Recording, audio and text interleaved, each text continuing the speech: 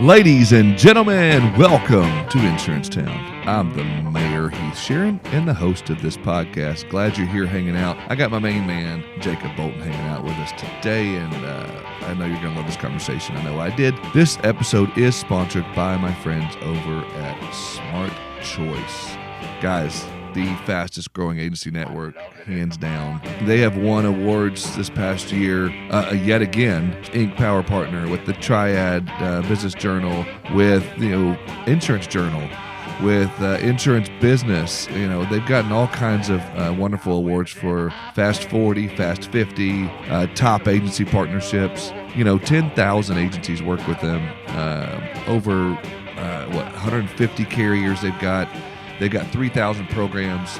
There's just, the list can go on and on and on about what these people are doing at Smart Choice, and they want to help you to grow your business. And it's nothing scary. You don't have to bring all your markets with them, just the ones that you need, and you keep the ones you already had. No fees, no startup fees. SmartChoiceAgents.com. Go check it out. Also, I don't know what you're waiting on. My good friends over at Canopy Connect are here for you in your intake process, your onboarding. They're the one-click solution to getting all the deck pages you need to quote your prospects. Now, also, if you're looking for some good marketing ideas, go to oldschoolmarketing.com, OLDE schoolmarketing.com for your direct mailers, digital, email marketing, you name it, they've got it. Rusty and his team crush it. Now I'm going to jump out of the way, and I'm going to get you in here with my good friend, Jacob Bolton. Jacob Bolton, what's going on, brother? The mayor, the myth, the legend. What's going on, Heath? There you go. Man, I haven't been called a myth or a legend, so I like that. I'll take that. I'll take that. So what's been going on with Jacob? How you doing? I'm good.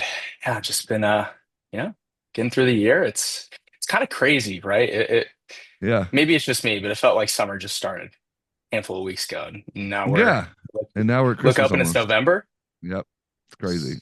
For me, it's like my favorite time of year as far as sports goes. And you got NBA in full swing, you got NFL rolling, College college football. it's all right there. Baseball just ended, So like we're at that.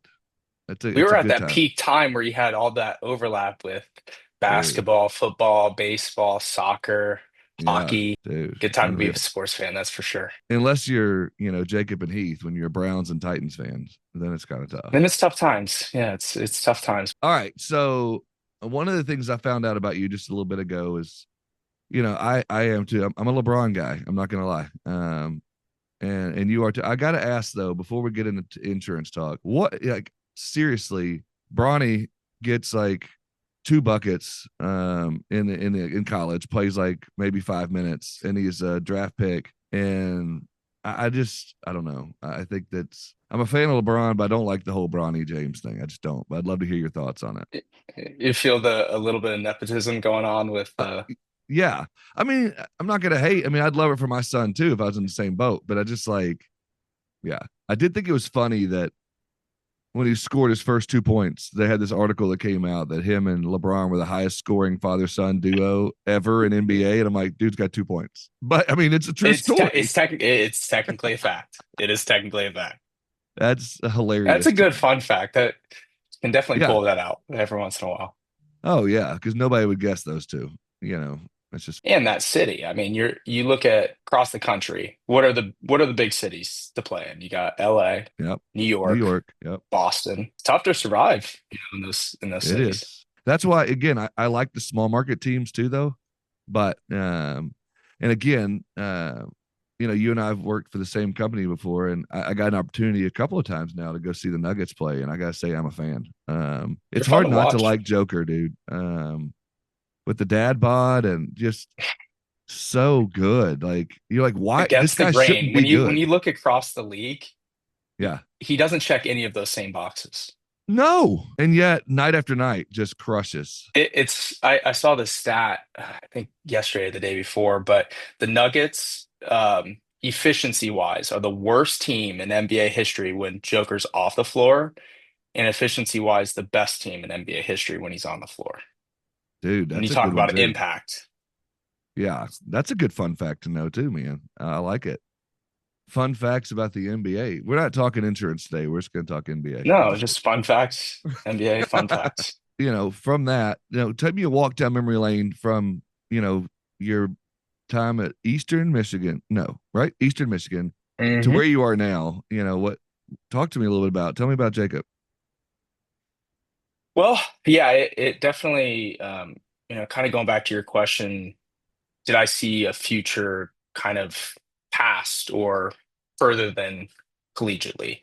Um, and that was kind of the goal and my path that I set for myself is, working my way to potentially professional baseball. And, injuries unfortunately came up and it kind of changed the course of, all right, now, what do I want to do? What do I want to get into? And I think a lot of the lessons that I learned from my college days can still be applied to, what you're doing now, which is, organization, it's the commitments, the determination, but more so also learning how to deal with failures and adversity and overcoming those, and also not being afraid of that.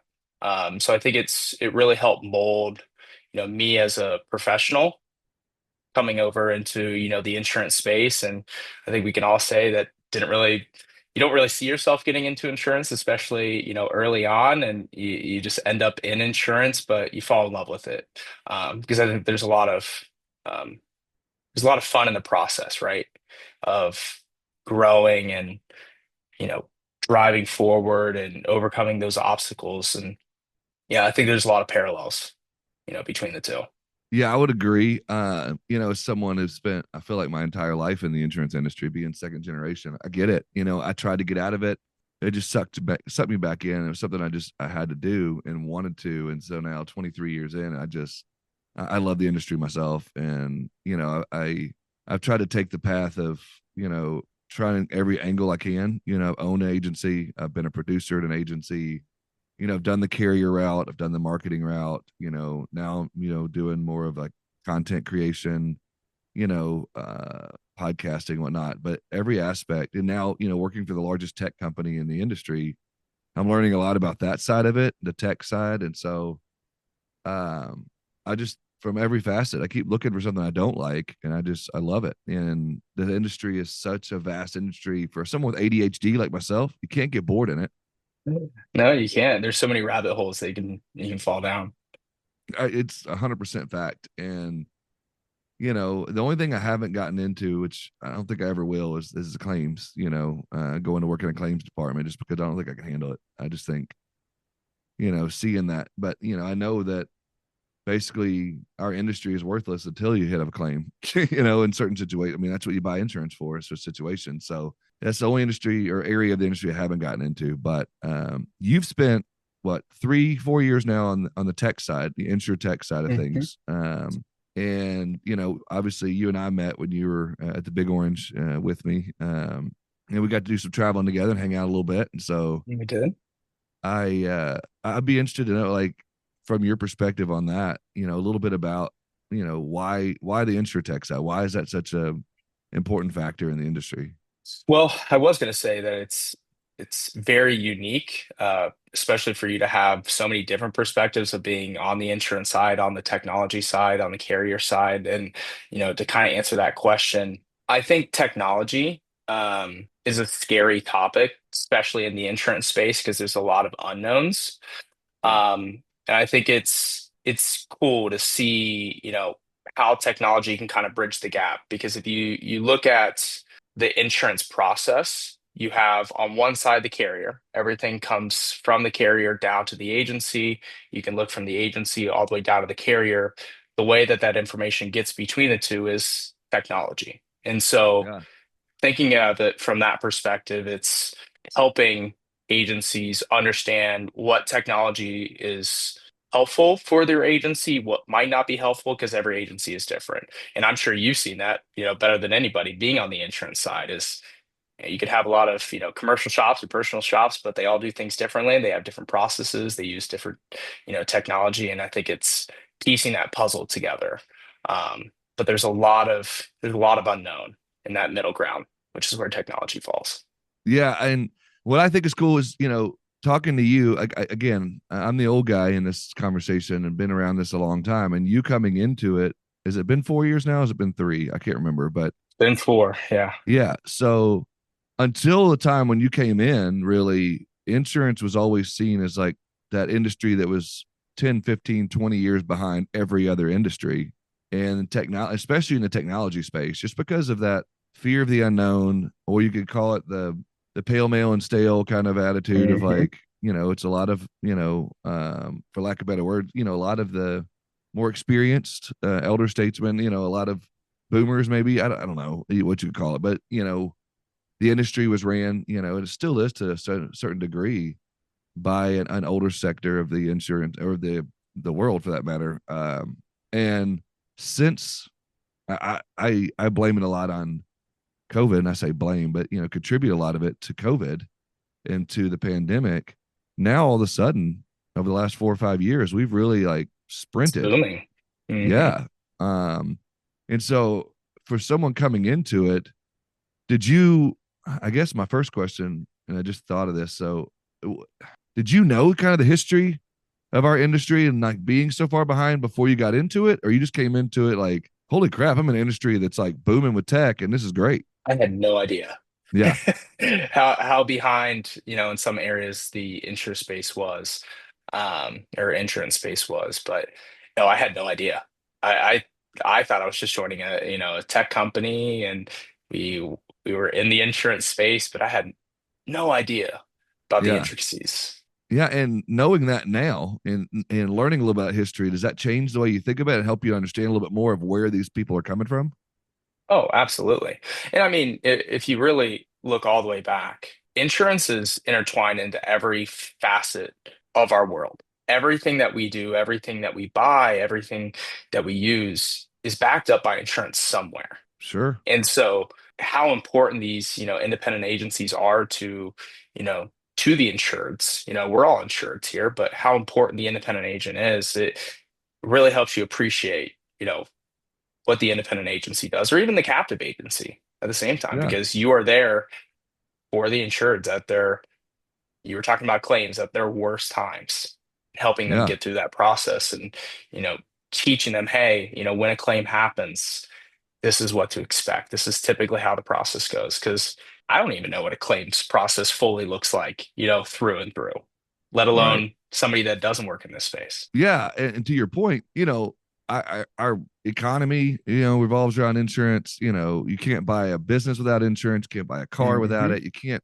I mean, everything that we do, is affected, in the insurance industry and by the insurance industry and reinsurance, and it's fascinating to me. And the more and more I'm in it, the more and more I recognize that and how great this industry truly is. I think we get a bad rap in a lot of ways because of a few bad apples, so to speak, or whatever you want to call that. But at the end of the day, you're right, and I think you're realizing quickly in your career how important it is. And I'm glad to hear you say that because that's kind of been my mission over the last several years is trying to get as many young people interested in insurance and trying to make it sexy and make it interesting. And with this boom in technology a little bit, I think that helps some. And the other cool thing I think about it is within our industry, it's not just, you got producers and you got carriers. I mean, you got producers, you got carriers, you got marketing people in the industry, you got technology, you've got, You have claims, underwriters. you got so many different things you can do.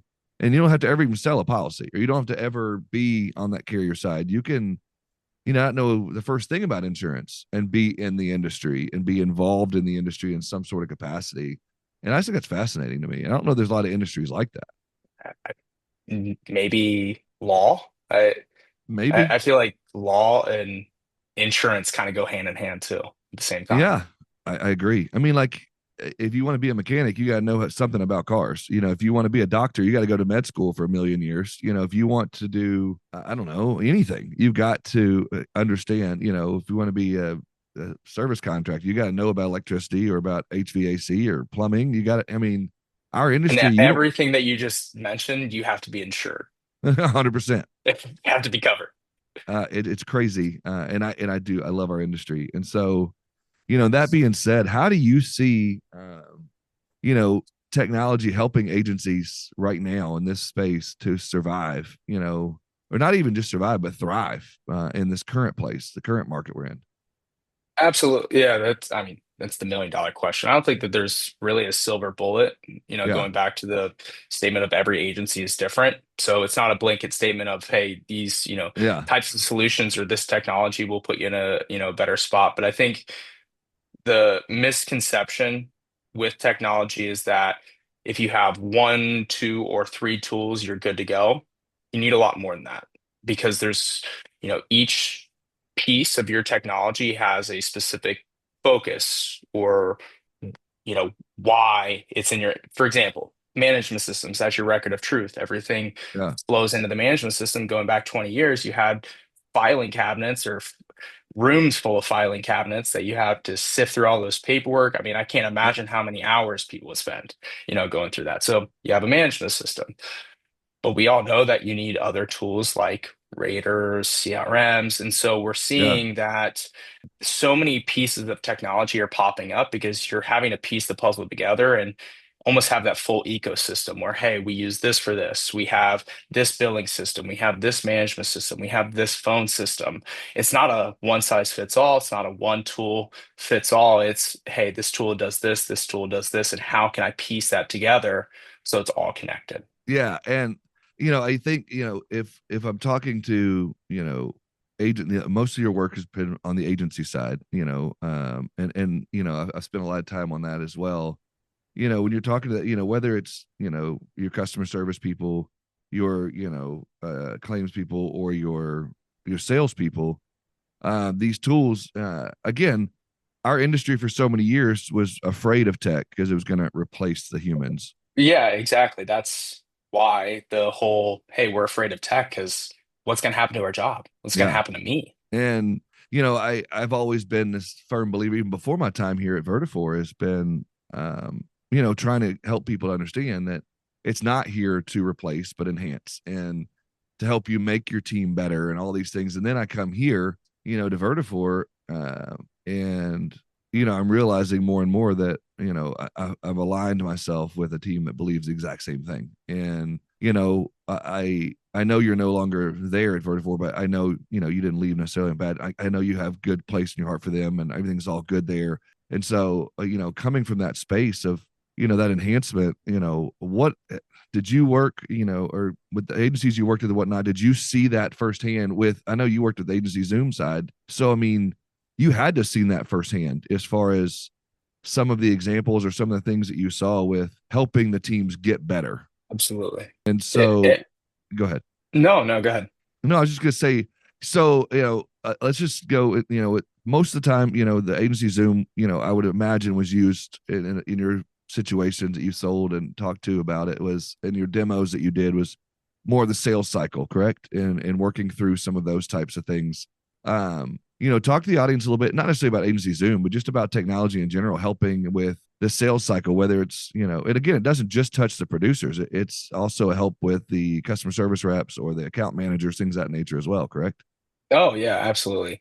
Um, yeah, I definitely think at first it started more so on the sales side. A lot of agencies were Yeah. looking to use, tools like Agency Zoom to help with, help their producers with, following up with leads, following up on quotes. But there was a shift into how do we automate the servicing component. I mean, if you look at the market going all the way back to COVID, you know, the market was really tough. There was a lot of Yep. carriers pulling out of states. There was a lot of, policies being canceled or non-renewed, and it put a lot of pressure on those agencies because at the end of the day, what's most important? Retention. Every agency is focused on what's our retention, how much churn do we have, and what can we control? What can we put in our hands to put ourselves in the best position to be successful? And unfortunately, a lot of agencies were put in tough positions where they were having to be reactive rather than proactive. And if you have just throw a random number out there, let's say 1,000 insureds, and 300 of them are in a pending cancellation or a non-renew, how are you going to effectively communicate with them? If you have a two-person shop on the service side, how are you going to communicate with 300 insureds? Not just one time. but actually walk them through that entire process. So when you look at the root or the problem, that's not the root of the problem. The root of the problem is you didn't have a way to effectively communicate because you were having to send everything one by one. That's where I started looking at, okay, how can we automate these processes? And you were able to kind of talk and get over that hurdle of, hey, we're not here to replace, but to your point, here to assist your team members in doing exactly what they need to do. So they're keeping their sanity and they're not working 12 hours in a day. More so, hey, we're able to click a button. We can see these policies are non-renewed. Hey, let's send a message. We know exactly where they are. We can track this because it's all about the customer expectations too, right? The experience that they have with that agency. And that's how, these independent agencies are able to serve them as well too. Yeah, and I love the way you talked about that because I'm imagining you as a salesperson in that scenario of when you're talking to these people, you brought up the point of trying to solve that issue. Is that like a sales tactic that you have in general of just like instead of just going in, hey, you need agency Zoom for this or you need a CRM for that? You talked about finding out what the issue was, what the problem was. Is that kind of a sales tactic that you see that you use in your own life? Oh, absolutely. And do have to give a probably won't hear this, but shout out to Josh Braun, but huge, Yeah. huge advocate for what he preaches, but it goes back into the detaching from the outcome because everybody has an opinion, everybody has a perspective. Yep. And a lot of times with salespeople, I mean, let's just face it, sales, you have quotas to hit, you have expectations to hit, you have numbers to hit, and that can bleed into the conversation. Because if you and I are talking, Heath, and I'm trying to sell you on something, and maybe it's the last day of the month and I need one more sale to get to my number, there's a good chance I'm gonna be a little bit pushy on the call. And you can feel that. You can smell my commission breath. a But hundred percent. when I detach from the outcome and I'm here talking about you and what you're running into, what you're looking to solve, it's okay to not be a fit and find that out quickly. It's okay to fail fast. But when Oh you can yeah. detach from the outcome and just have more of a conversation going back to the consultative approach, then I'm not persuading you one way or the other. I'm hearing what you're saying. I'm telling you if this can and cannot do what you're asking it to do. Yeah, and I think again, I've gotten to see Josh Braun speak, in get a very intimate setting. I think the dude is awesome, and one of the things that you brought up, several things I could dive into there with the whole Josh Braun thing is obviously one of the things you talked about, and I think you're right on, is you're just staying curious and asking the right questions and don't pitch. Again, going back to your example of last day of the month, there's going to be another last day of the month or another middle of the month. There's going to be this. So if you try to close that guy now so hard and you lose him or her or that prospect, you may not ever get him down the road at all. Whereas if you stay 100%. curious, ask the right questions, look to provide value. I'm a big value guy. Look to provide that value. And again, detach yourself from that situation. Then you have a chance to close that guy next month. Because, that's the beauty of sales. The next month you start over, you reset, and you And got to then hit no those. never means no forever. It just means no right now. And Right. things can change, situations can change, priorities can also change. And I think you always hear objections, Yep. reversing or twisting that into, hey, this is more of a reason. It's just, here are my reasons for no right now. Maybe Yeah. it's not a priority. Hey, maybe I need to hire because I'm a one person shop and I need to offload some of this. I have to have at least one, hopefully two more. Then I can look into this. Yeah. Or, the objection that you probably heard a lot of agencies in maybe, or even at where you're at now. I'm already using X vendor. Maybe I've already got Salesforce. I've already got HubSpot. I've already got something else. And you just turn that into, okay, well, how's that working for you? Or it sounds like it's checking all the boxes for you. Yeah. Again, try to get No, that. yeah, yeah, I wouldn't say checking all the boxes. It does this great, does this great, but Yeah. you get to the source of truth pretty Yep. quickly. And you don't have to sell. You don't have to close them, so to speak. And what's wrong with saying, hey, sounds like it's not a fit right now? Would it be Right. okay if I just sent you more information if things were to ever change? At least you have this in your back pocket. Yeah. And that's a big thing you brought up just now. Again, going back to a big shout out to Josh Braun here. Maybe I can get a check in the mail from him, but no, he talks about what is it, the permission based close, so to speak, or permission based language, so to speak, of would it be okay for this, or could I send you some Mhm. information, or could I call you back in 6 months, or whatever it might be. Is that something you've been able to implement since you've become a Josh Braun disciple, so to speak? Oh, absolutely. Because I think at the end of the day, respect, trustworthiness, credibility are extremely important. Mm-hmm. You're absolutely correct where if you push too hard and because you're trying to get that sale in at the very end of the month, there's a good chance that you might never be able to have a conversation with them because they don't trust you, they don't respect you. But when you ask for permission and somebody says no, and you say, okay, they're not going to remember what you're calling about, where you're calling from, but they are going to remember how that interaction was. Hey, wow, they didn't push back too hard.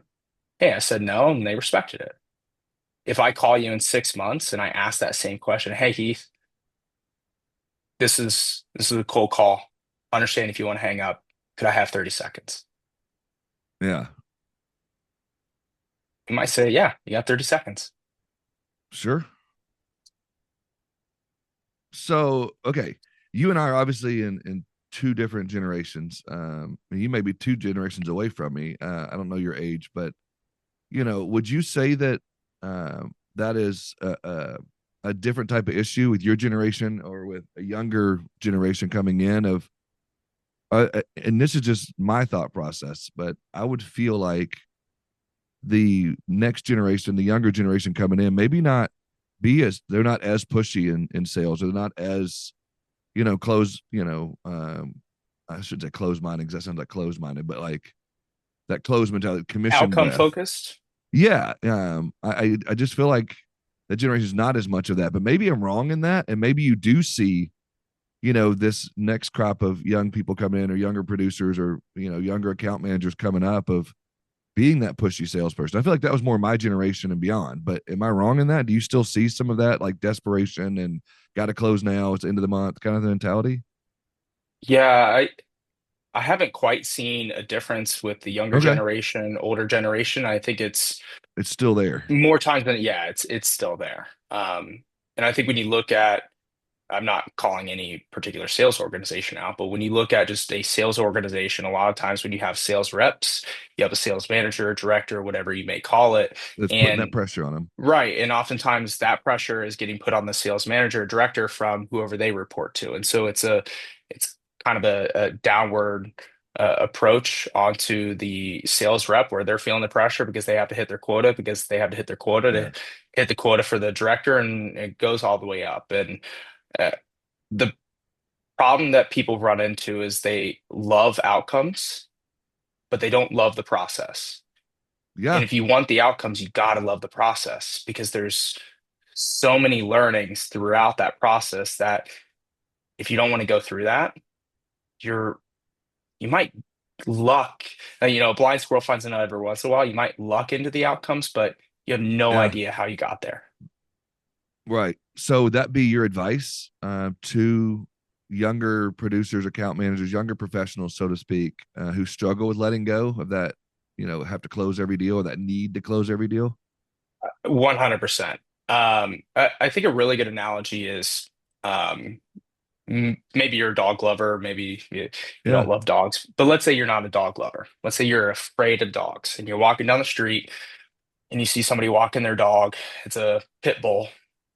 Yeah. You might start telling yourself, hey, this dog's going to lunge at me, this dog's going to bark, it might bite me. You create this story of what is going to happen. And as you get closer and closer and you walk past it, you find out, hey, that dog's actually friendlier than me. It's the best trained dog I've ever seen. And I think a lot of times people create the stories before actually doing it. Picking up the phone, making a cold call, you run through, I'm going to make a call and they're going to make fun of me. They're going to pick apart my pitch. They're going to tear me down. A lot of times they might actually give you the time to speak. And I think that that's a huge hurdle for a lot of people. And it starts with the detaching from the outcomes because they're so attached to the outcome that they're afraid to take that chance or afraid to take that shot and just do it. And if it doesn't go well, so what? there's always another one. There's always another call. There's always another Yeah. quarter. Always. So how can, again, circling back around to technology, how can some of the tools we've talked about or tools that you've seen, support that detached mindset or, detachment mindset of, letting go of the outcome? Ooh, that's a really good question. Going back to the detachment aspect, there's detachment in the sales process, but then also detaching from, hey, we're afraid to introduce this, new technology because it changes our process or we have to do things differently. And, Yeah. you know, focusing just on the CRM aspect, that's one thing, you know, not to, boost up Agency Zoom anymore, but love Agency Yeah. Zoom, love the product specifically because you as the agency did not have to use specific messaging or have to use a specific pipeline or process. You could create your process and automate whatever you wanted to automate. So you didn't have to change anything that you were doing. It was just putting it into a process so you didn't have to worry about your mundane tasks. Heath isn't having to write every single email because he has Right. these templates that can go out automatically. Heath's still using Heath's language, but Yeah. Heath doesn't have to spend 40 minutes every morning typing up these emails or sending off these text messages. It just goes out Yeah. for you. And so you can focus on, truly what moves the needle for an agency. Love it. So that being said, as we, move into more, you know, if you talk about one of the things I love about technology that I've always been and you're a sports guy, I've always been a stat nerd. I've always loved stats. And so when you talk about data and stats and insights from technology you can gain, is there some of that that you feel like producers or agency people could use, to ask those better questions, aligning with that whole detachment, curiosity first approach? Oh, absolutely. Maybe not specifically to answer that question, but there's a product that I've been using. Maybe you've heard of it, but it's a AI email tool called Lavender. Have you Oh, used I that? haven't. I'm about to write that one down. It's really, really cool. So I feel like AI has been a huge topic over the last couple of years in the Yeah. technology space, especially the insure-tech space, and how to use AI, when to not use AI. And Yeah. one thing that this tool has really assisted with is we as salespeople often love to talk. And sometimes we can talk too much, or we want to use bigger words to sound smarter than what we actually are. And Yeah. what this tool teaches you is you actually get more responses when you can say less words and also send it from a fifth grade reading level, because then you are never going to Yep. confuse anybody. You never have to Yep. Google anything. And I think just that tool has helped open my mind in a different way Yeah. of, okay, how do I need to communicate? Do I need to find the right words or do I need to find the right message? And I think getting back down to the root, and you can Yeah. tell if somebody's being authentic or not just based off of that as well too. No, I love that idea. And I think you're right. I use ChatGPT a lot, or even Copilot, or some of these other, different AI, generative AI tools, to write emails or to write blog posts or to write, once we get off this call, I'll send the transcript to ChatGPT to automate, show notes, and that'll populate into my account for the podcast. Show notes are already there, done, and so I think it's a beautiful thing. And so even, I'm thinking back to, the sales cycle, even if you were able to, people are still trying to figure out how to use generative AI. I would wonder, your thoughts about, using it if your prospect is, going back to what we were talking about earlier, say your prospect is some sort of service contractor and you wanted to go prospect them, you could put in, the name of that company, maybe a few things about them, and then be able to say, hey, generate some good questions for me. Even if, for me, I'm naturally a curious person, so I wouldn't have to Inquisitive. necessarily, yeah. But some people may not be, and I don't even know what questions to ask. I feel like you could use technology and AI and whatnot to be able to say, okay, Oh, absolutely. give me some questions I could ask, or give me some thoughts, or let's say that, and you can prepare for the objections. Let's say my common objections are, I already have this agency that I'm working with. Okay, well then give me some objection busters there or some questions to Or even, ask. hey, you know exactly what you want to ask, but maybe you don't know how to ask it and say, Yeah. hey, chat, write me an email or come up with a question asking this. Yep. Yeah, I completely Absolutely. agree. No, it's cool. So You need to check out Lavender. If you like ChatGPT, it's pretty yeah, cool. I can click you if you I have your email, I can click your profile, find everything, and then ChatGPT is built into it. So I can find something that I want to write an email for and say, hey, write me an email about this, and then yeah, done. love that. It's Uh, cool. yeah, definitely. So, yeah, I think that you're right as far as AI goes, and I work, obviously, I think you know her as well, but I work with Sid Rowe, who's huge The goat. AI person. Like every podcast we ever do together, every webinar, every conversation, she's always asking people, "How are you using AI? What do you think about AI? How's AI doing this? How's AI doing that?"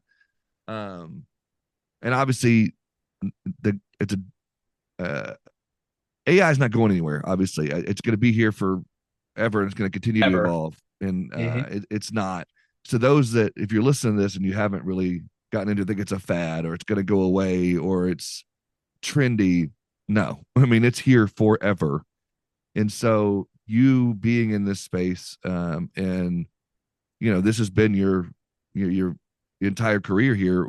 Do you see anything, trends or anything coming forward for young or old in our industry that people should pay attention to as far as that goes? I know you mentioned lavender.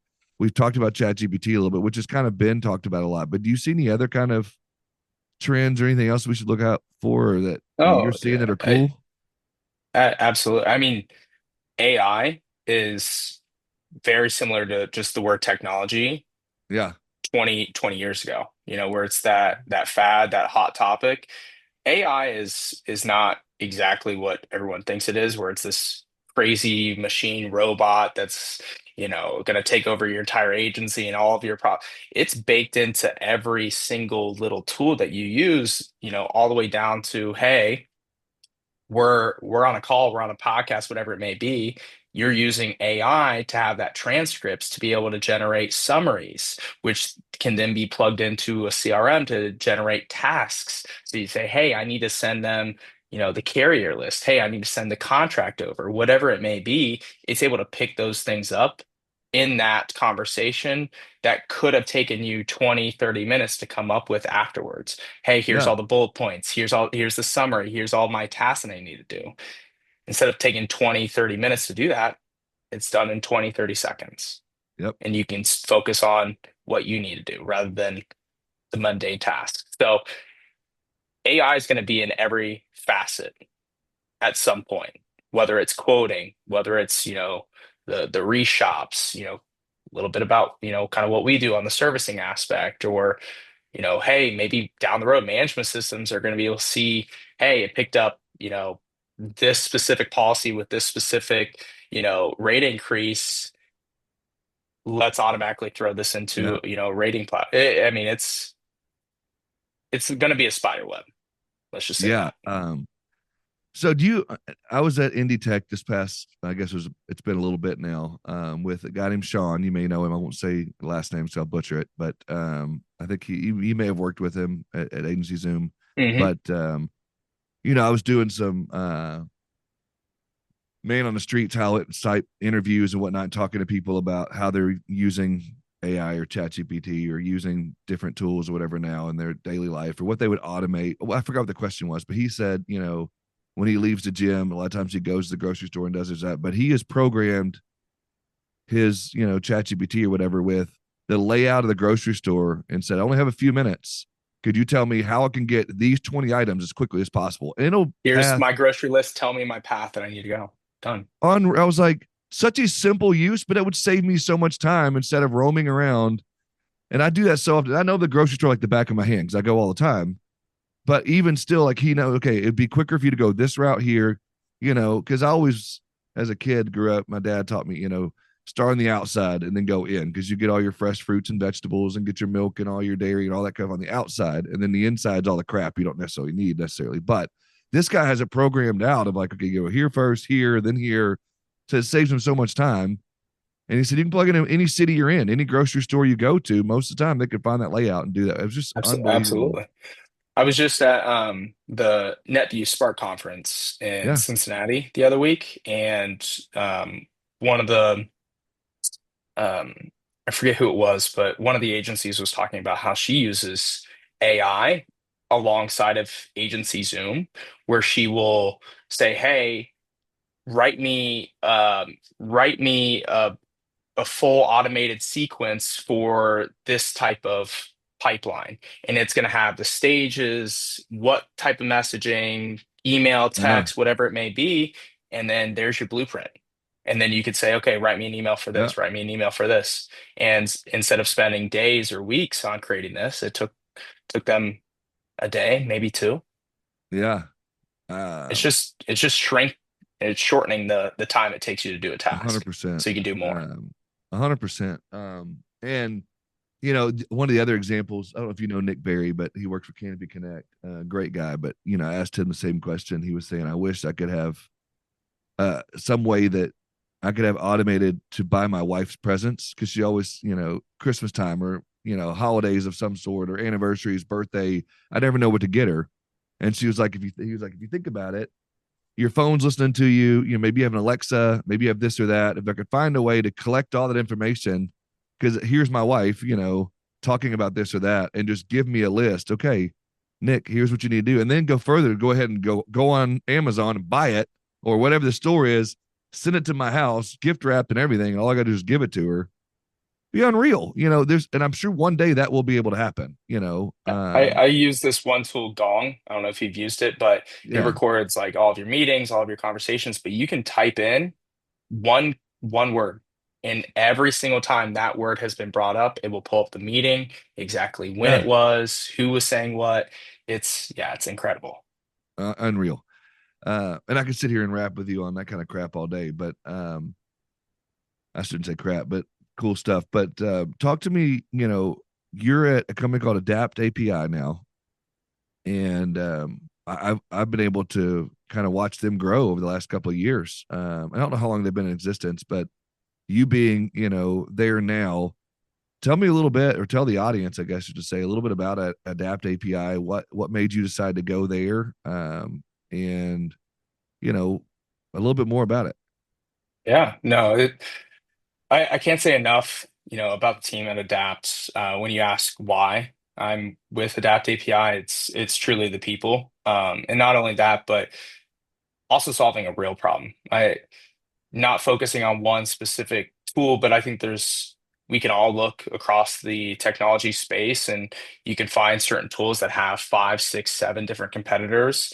When you look at what we're trying to solve for, there's very little that are doing that. And specifically around, and I'll ask you this question, but I, when you were on the agency side, when you were in the agency, maybe you or somebody, especially on the service side, were having to log into different carrier websites, checking for things like late pays, pending Oh yeah, cancellations, and it can take hours, sure. maybe a week, sometimes a day.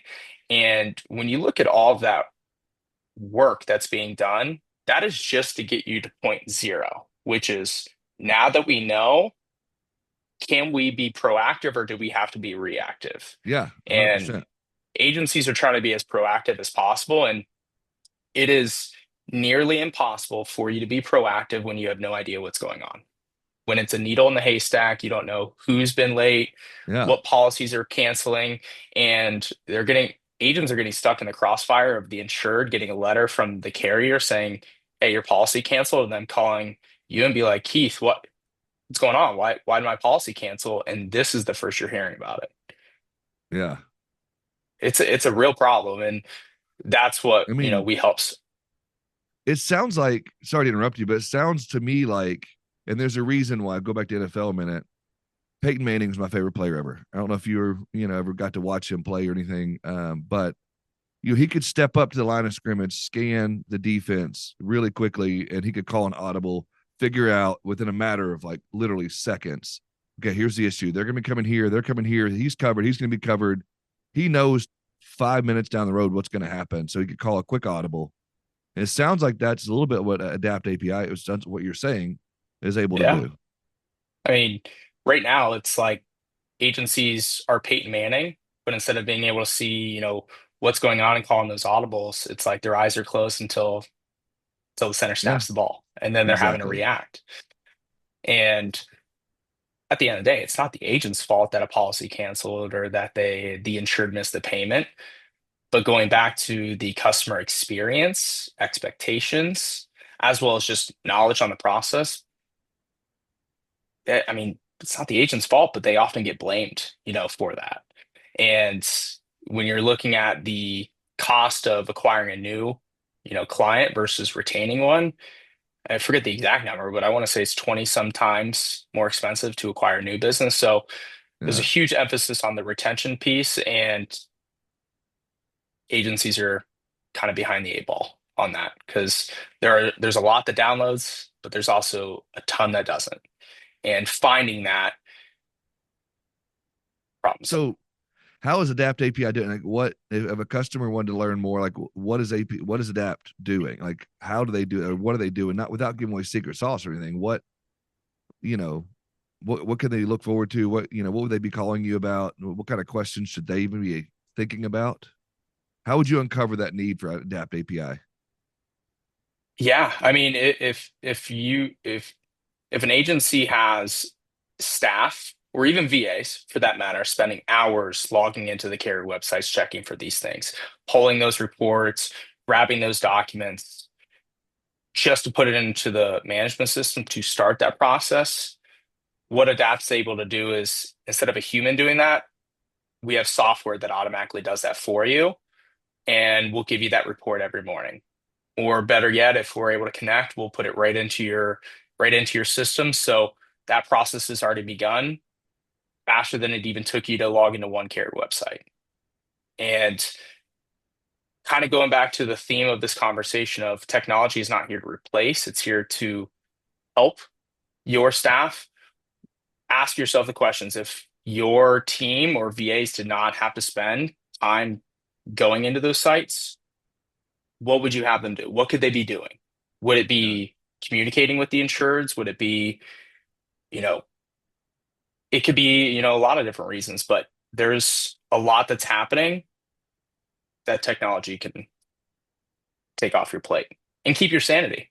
At the same time, I mean, agencies are losing their sanity left and right because they could be spending 3 hours a day doing this, and tomorrow they're doing 3 hours a day, 3 hours a day, and it's every day. It's the same thing over and over again versus what actually matters, which is the insureds. Now, again, going back to the AI question, is there some AI capabilities built into this Adapt API? They can't spill all the beans. I gotcha. I gotcha.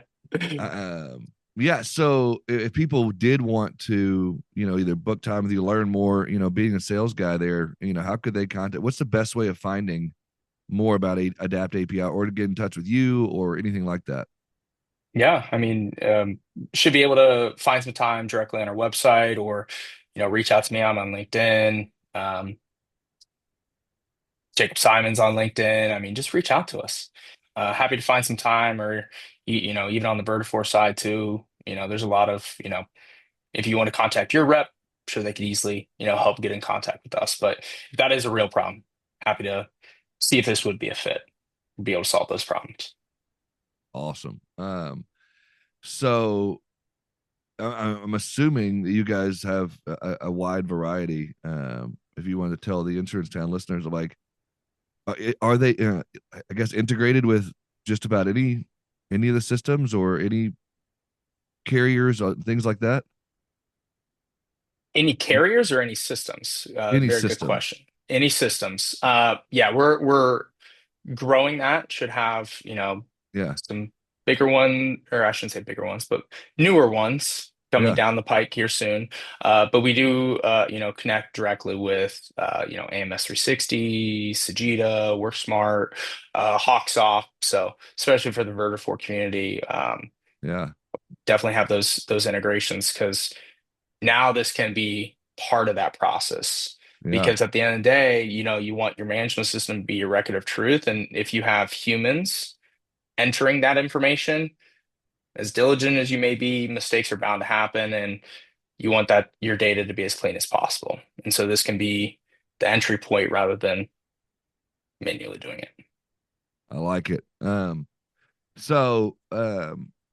the best way to find you be LinkedIn. LinkedIn, emails just jacob.bolton at adaptinsurance.com. So feel free to Okay. shoot me an email as well too. I like it. You guys make sure you reach out, talk to this guy, whether if you want to talk about sports, or if you want to talk about insurance, or if you want to learn more about sales. I think Jacob would pick up the phone or at least respond to your email either way. So, dude, I appreciate you spending time with me. I hate that I look up and it's like, crap, we've already spent some good time together on that. So, we'll have to definitely keep in touch. I miss you over Big Orange, but it'd be good to see you on the road and seeing what you're doing. And let's definitely keep in touch. Oh, absolutely. Worst case scenario, I'll see you at Scale. Yeah, for sure. Man, thanks again. I appreciate it, Heath.